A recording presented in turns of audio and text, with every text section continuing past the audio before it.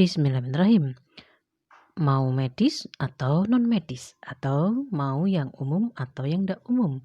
Mau medis atau alternatif selain medis? Nah, gimana cara bikin pertimbangannya?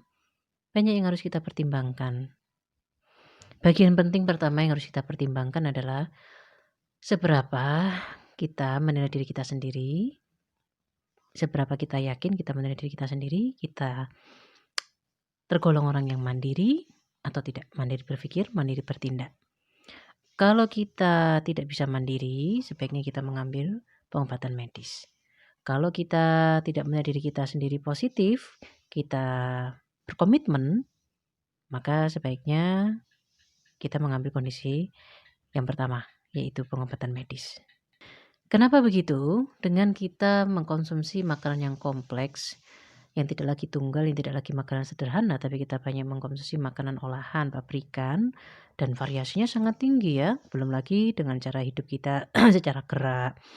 Kemudian cara variasi makanan, kita banyak mengkonsumsi daging luar biasa, bahkan menggabungkan daging dengan susu, kemudian banyak pengawet, dan banyak lagi yang lainnya.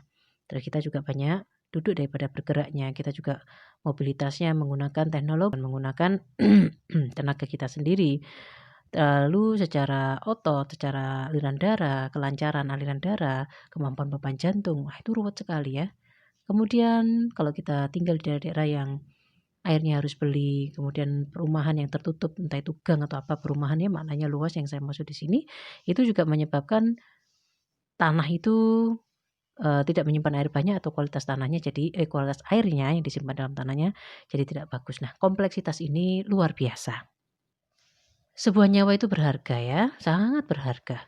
Apalagi jika pemilik nyawa itu adalah seorang ibu atau seorang ayah yang masih punya anak yang menjadi tanggung jawabnya, nah itu kasihan sekali nanti anak-anaknya. Kita berkejaran dengan penyakit. Penyakit itu sebetulnya tidak ada yang ruwet, tapi manusianya yang ruwet. Makanya kata kuncinya seberapa kita mandiri, yang berikutnya seberapa kita komitmen.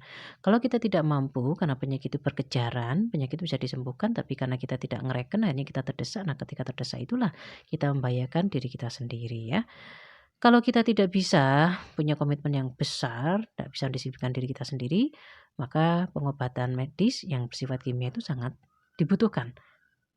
Bisa dikatakan pengobatan kimia itu memiliki aspek yang sama dengan cara hidup kita sekarang, yaitu kecepatan. Kalau kita mengobati borok misalnya pakai bawang putih atau pakai kunir atau pakai sirih dan kita menggunakan obat kimia misalnya. Ini terlepas dari kondisi misalnya dia punya diabetes dan lainnya ya. Ini kondisinya umum tolak ukurnya. Nah, itu bisa jadi menggunakan bahan kimia jauh lebih cepat kemungkinannya.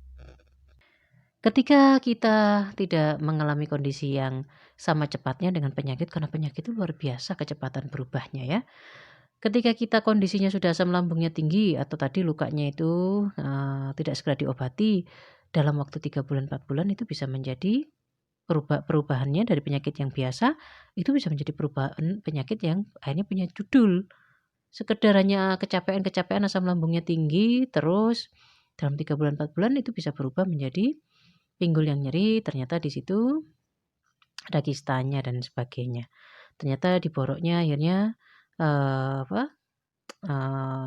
membusuk dan sebagainya. Itu ya, merusak jaringan atau yang lainnya. Kecepatan penyakit itu luar biasa. Mempertahankan hidup, mempertahankan sehat itu adalah wujud dari kita yakin kepada Allah, bersyukur kepada Allah. Kita sudah diparingi hidup yang kita tidak minta. Tapi kita harus bersyukur. Nah, cara bersyukurnya adalah tadi merawat diri. Tidak ada yang salah dengan kita mengobati diri sendiri. Kemudian mempertahankan itu juga menunjukkan kalau kita punya semangat untuk hidup. Semangat hidup itu juga sama, menunjukkan kalau kita bersyukur kepada Allah. Nah, karena rasa hormat di awal, karena orang ini berpendidikan, karena orang ini bersekolah, berkuliah, keyakinan itu, pandangan itu membentuk keyakinan orang ini bertanggung jawab, bisa dipercaya, berilmu. Maka ini menumbuhkan kepatuhan, nama lain dari kepercayaan, nama lain dari komitmen. Jadi kita percaya, kita patuh, disuruh beli obat, ya mau saja disuruh beli obat. Obatnya ini, besok kontrol lagi, ya tentu saja akan datang lagi. Diakui atau tidak, memilih alternatif karena orangnya tidak sekolah, orang ini dapat ilmu dari mana ya, orang ini bisa bikin herbal dari mana, herbalnya ini nggak dipakai dokter juga, nggak ada sandaran yang menunjukkan itu bisa dipertanggungjawabkan misalnya, atau suatu yang bisa diyakini. Keraguan itu terlalu besar sehingga kita ragu. Kalau toh misalnya kebanyakan ya dari yang saya tahu orangnya ndak bilang biasanya ya alternatif ndak bilang mau datang lagi itu urusanmu.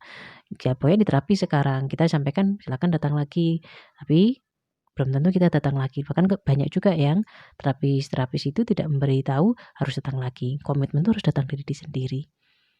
Begitu juga dengan herbal. Wah, misalnya dibutuhkan herbal yang sifatnya mengobati, menutrisi. Yang mengobati itu harusnya ada yang dibantu dengan dioles, ditetes, ada yang diminum. Nah, kita nggak percaya, wah ambil ininya saja, itunya saja. Oh ini harus sekian, herbalnya harus habis 6 toples atau 10 toples, yang kalau dokter bilang ini harus habis 3 kali 3, nanti pengambilan 4 kali atau dilihat kondisinya ya kita nurut aja. Nah itu ya, faktor dari sudut pandang itu melahirkan komitmen. Kalau kita tidak cukup mandiri untuk melahirkan komitmen, nah itu. Kalau kita tidak cukup mandiri untuk mengambil keputusan untuk diri kita sendiri, atau dengan kata lain kita tidak punya kepercayaan kepada alternatif, eman-eman.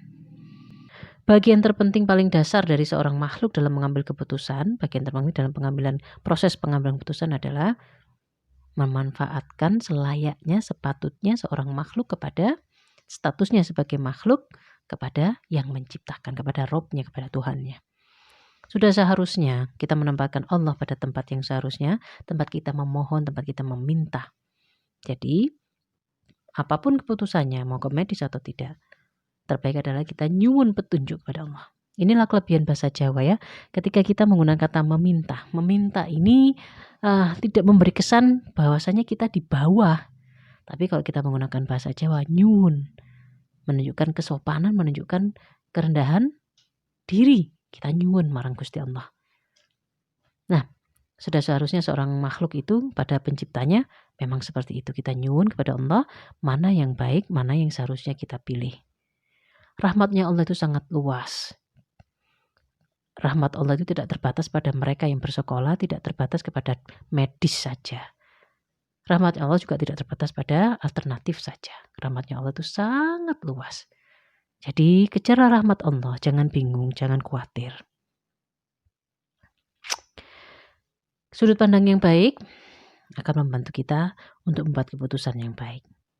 Jadi mau alternatif ataupun mau medis, mohonlah petunjuk pada Allah, aksi diri, sebelum membuat keputusan, bulatkan diri, tekadkan diri, tentukan kepercayaan kita, tentukan komitmen kita, tentukan kemandirian kita. Dimohonkan menjadi baik. Terima kasih banyak. Assalamualaikum warahmatullahi wabarakatuh.